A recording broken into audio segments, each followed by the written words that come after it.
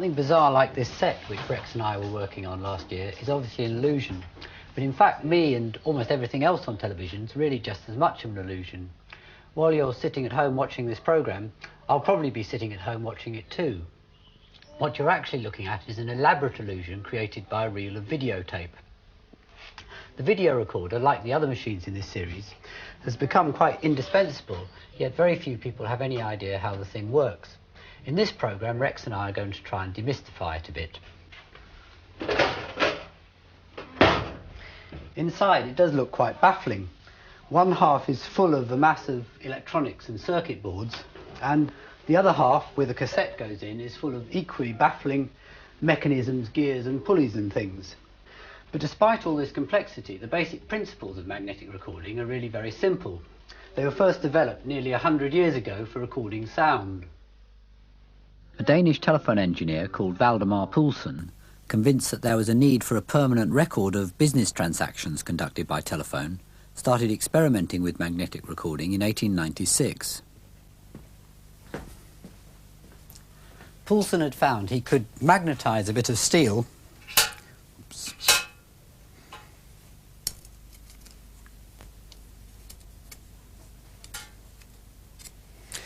and then see exactly where he'd magnetised it by dipping it in some iron filings.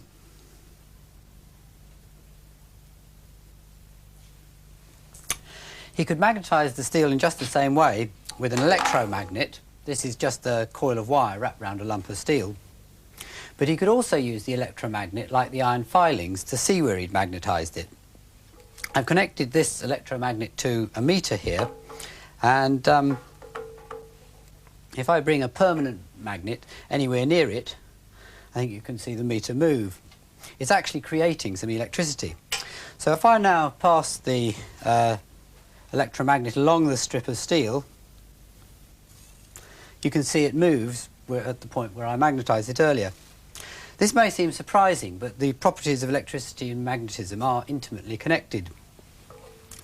Well, now I can use the endless loop of steel of my bandsaw to make the bandsaw into a primitive tape recorder. First, I've got to connect the whole thing up to a battery and a switch.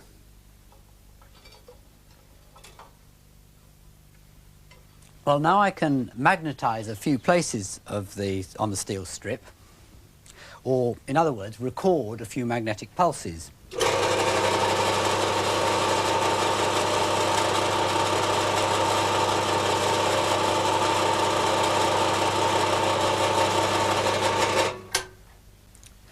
And now I can see where I've magnetised it on the strip simply by continuing to run. In other words, I'm playing the signal back.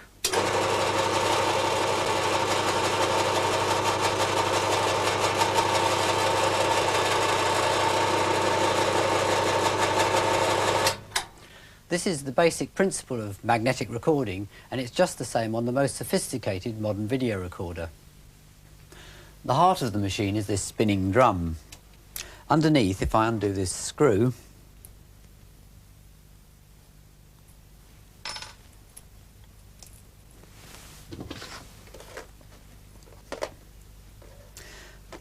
this is the actual tape head, and you can see it's a tiny coil of wire. It's an electromagnet, and it's doing exactly the same thing as the electromagnet on the bandsaw. Well, without all this sophistication, Poulsen had enormous difficulty recording the tiny electrical signals he was picking up from the telephone. However, he applied for patents all over the world and found eager backers in America. Hello? Now, don't worry about the science. My invention is foolproof. All you need to know is you'll make lots of money. What do you think, Marvin? Yeah, great. Yeah, it's Okay. a deal. Okay. It's a Thank you very deal. much. Okay, ladies and gentlemen, this is your chance now to buy and make the fortune of a lifetime. Yes, I'm talking about money. The backers were more interested in trading the stocks and shares than making telegraphones. But 7 years later, a saleable machine finally did appear, advertised as a dictation system. We have no option except to foreclose on this. Your sincerely, Hiram T. Washbucket. I'll type this up right away. I can't hear a thing. It's impossible. impossible. No, I can't. Oh, we'll go back to doing things the old way. Okay, suits Thursday, me. 25th January.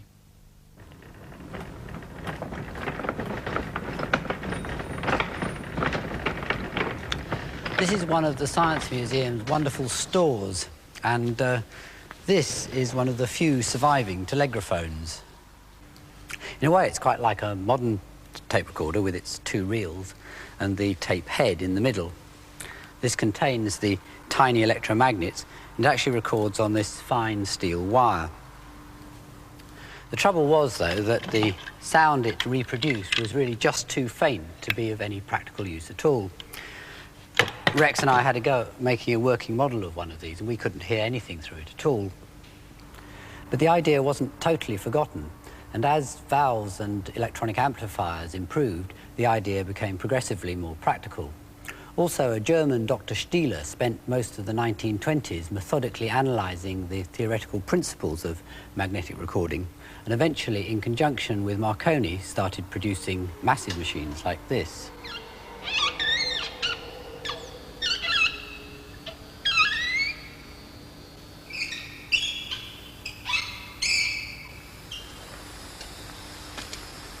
This particular machine was bought by the BBC in 1933. The tape heads are up at the top here, and it uses this very fine, razor-sharp steel tape. It's all incredibly large because to get a good enough sound quality, it has to run very, very fast, so it uses up a lot of tape. This high speed has some disadvantages. You had to keep the tape oiled. There's a little oiler over here. And it was also quite dangerous. You had to keep well out of the way because if the tape broke, this razor-sharp steel would fly all over the room. Recording on steel still has one specialist use, where heat resistance is important, in black box flight recorders. The boxes are actually orange, not black, and they're extremely strong and well insulated. Inside, you can see the bright stainless steel wire being replayed.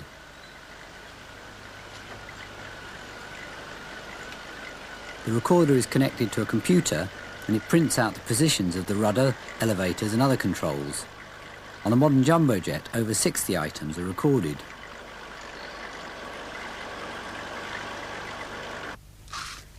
Experiments with plastic tape were started by the German magnetophone company in the 1930s.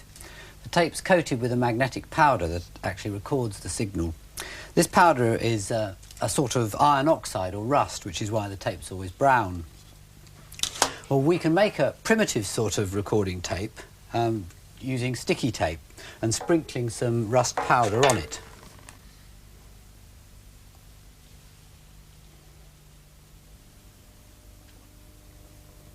We need a little bit more. We just have to rub it into the sticky side.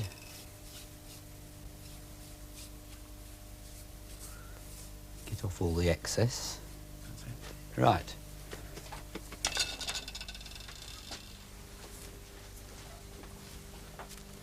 Right. Now we record some we put it in an ordinary audio recorder. Yeah, I think I've got it in the right place. Ready? Okay. Yep. This is recorded on sticky tape and rust. This is recorded on sticky tape and rust. Right. And now what we have to do is to play it back again. It's the right way round. Put it in. Right. Okay. Okay. This is recorded on sticky tape and rust. This is recorded on sticky tape. Well, the start of it was very good. Try it again. I don't know why did the quality go down, do you think? I think it probably fell off the capstan there. Well, it proves the principle anyway. The ring-shaped recording head with a gap that's been used ever since was also perfected by the magnetophone company. Here Rex has made a giant model of one. If he covers it up and sprinkles on some iron filings, you can see how the gap concentrates the magnetic field.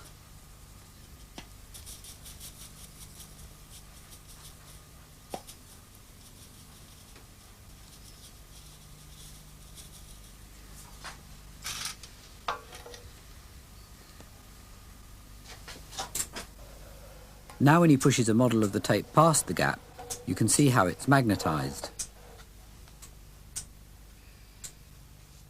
The smaller the gap, the smaller the magnets created on the tape, and the more information that can be recorded on it. That's why video heads are so small. The gap on the heads on a domestic video machine have to be exactly 3/1000th of a millimetre across. They're the most accurately made thing in the home. It's amazing that something so tiny can record anything at all, but there really is something quite magical about the properties of magnetism.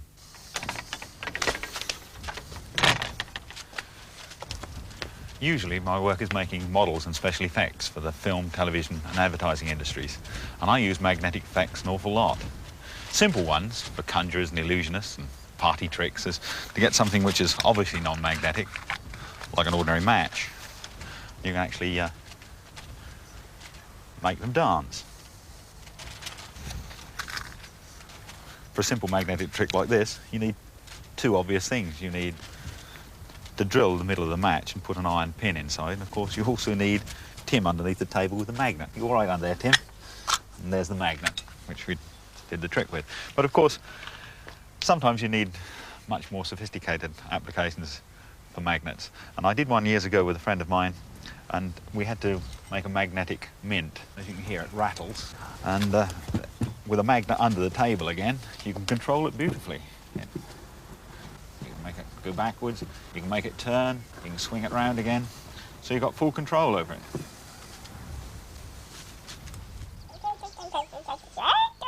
Magnetic recording of sound is relatively simple. Recording moving pictures is much more difficult.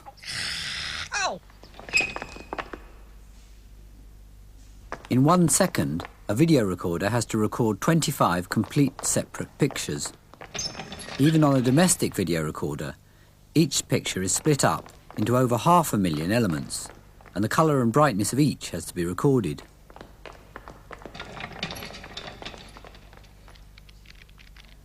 In 1 second, an audio recorder only has to record about 3 words, the average speaking speed. Hundreds of times more space on the tape is needed to record pictures instead of just sound. Good evening. I want you, first of all, to look at this clock and to remember the time that it says just after 9:16.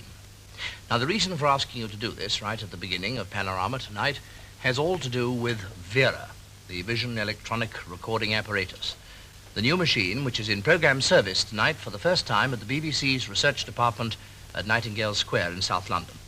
There she is. Richard Dimbleby demonstrated the BBC's first attempt at video recording in 1956. To record enough information, Vera had to move the tape past the head at about 20 miles an hour. The results were shown by replaying the start of the programme. Asking you to do this right at the beginning of Panorama tonight has all to do with Vera, the Vision Electronic Recording Apparatus. It got the nickname of wobbly television and was very short-lived. Well, there you are. That's where we came in a way. That was the beginning of Panorama tonight, just about 5 minutes after I first did it. This is now me again, really. Today, all video recorders work with slow-moving tape. To make enough space, the heads have to record a series of diagonal stripes across the tape. These stripes are created by spinning the heads round on a drum while the tape moves slowly past. Here we've replaced the heads with pens, and if I thread up a bit of paper with Rex, I think that's in all right now. OK, you should be able to see a stripe being created. It's the tilt of the drum that makes the stripe diagonal, and by the time that one stripe's reached the top, the tape will have moved on just far enough so that the next stripe doesn't overlap.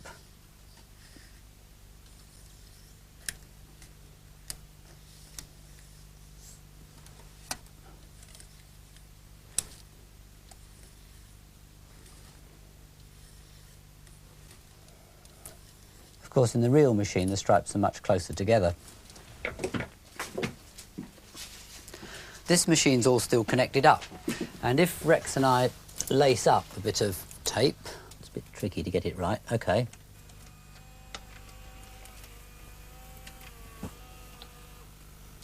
You can see that when the tape's stationary, the the spinning heads are reading one stripe over and over again, and this produces the still picture. Moving the tape backwards and forwards, we're not on the moving bit at the moment, moving the tape backwards and forwards changes the picture. It's not a very good picture because my fingers are creating quite a lot of interference. And of course, if you move it at 25 stripes a second, it replays the tape exactly as it was recorded. Whoops. Spinning the heads is a much more practical way of recording pictures than speeding up the tape. The idea comes from this German military machine, the Tonschreiber. Based on the magnetophone of the 1930s, this machine was used throughout the Second World War for broadcasting propaganda speeches and martial music. Its sound quality was much better than anything the Allies had. It's a bit difficult to get it to run at the right speed. Die Soldaten durch die Stadt marschieren, öffnen die Mädchen, Fenster und die Türen. Ei warum, ei darum, ei warum, ei darum, los mit dem Schinderasser, Bunderasser, Schindera, los mit dem Schinderasser, Bunderasser.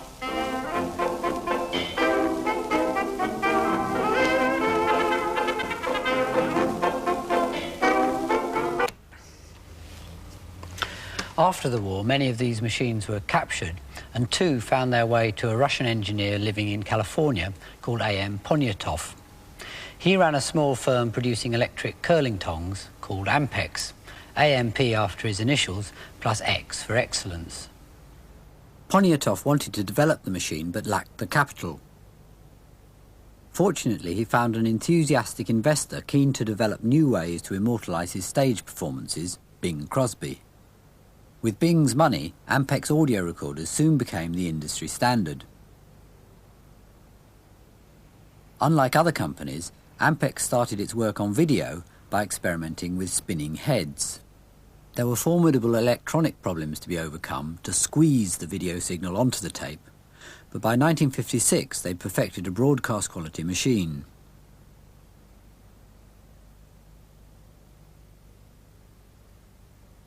This is their earliest surviving recording.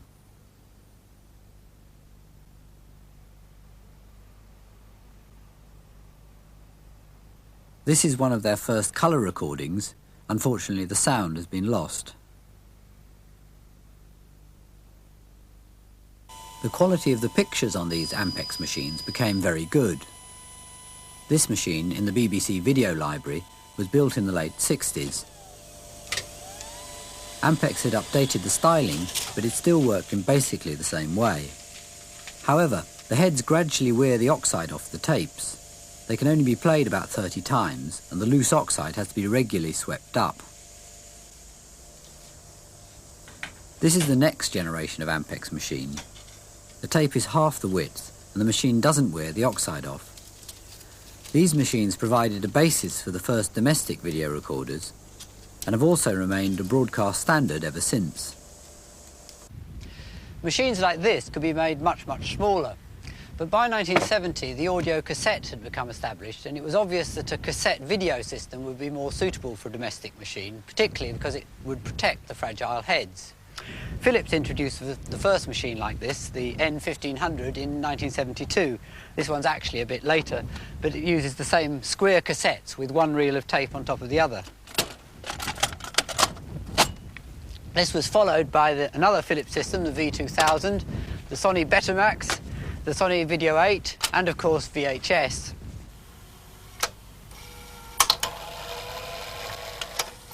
The cassette system does add greatly to the mechanical complexity of the machine. Bringing the cassette in and wrapping it round the drum needs two completely separate mechanisms. It's all wonderfully ingenious, but it does look a bit out of place in this age of solid-state technology.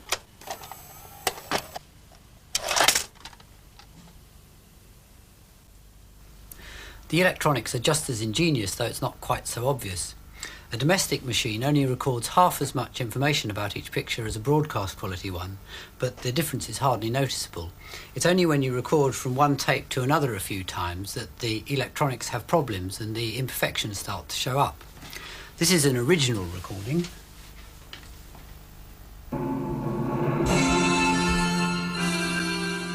quality is really very good. But unlike broadcast machines, the quality of the second and subsequent generations quickly deteriorates.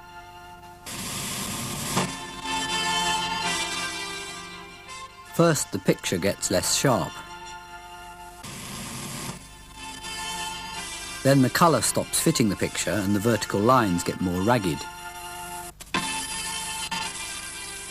Then the sound quality deteriorates and the colour, which is recorded separately, disappears. Finally, the picture and the sound break up completely.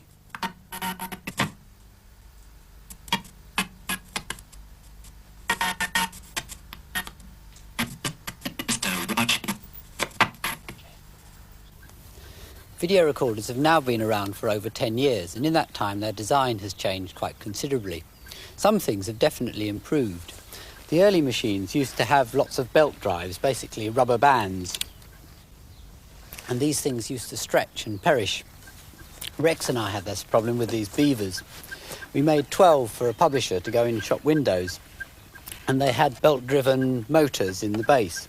None of them worked for more than a week, and I've been very weary of belt drives ever since. Today, the rubber bands in video recorders have been replaced by gears and other mechanisms that are much more reliable. The old machines were twice the size and weight of the new ones. Without modern microprocessor chips, the old machines had 3 times as many components. This miniaturization does have some drawbacks, though, when it comes to repairs.